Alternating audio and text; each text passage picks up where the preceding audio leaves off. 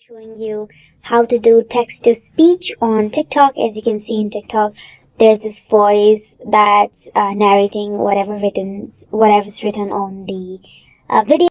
So I'll show you how you can do that feature, how you can use that feature on TikTok. But before we learn to do that, do consider subscribing to our channel for more videos like this, and don't forget to leave a like on this video. So to get started, we'll open up TikTok here, and then click on creating a new video.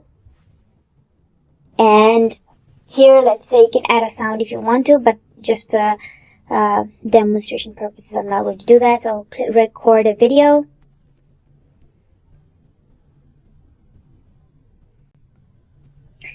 So once you do that, once you're done recording, you'll click on this tick, and then there's a text option there.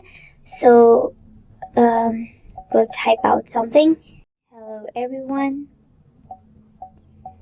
this is how to guide. And once you do that, you click on done, and now you'll click on this box again, and you can see the option of text to speech at the top right there. So you'll click on text to speech, and that's gonna work. So I hope this video is of help to you guys. Thank you so much for watching this video. This is very easy.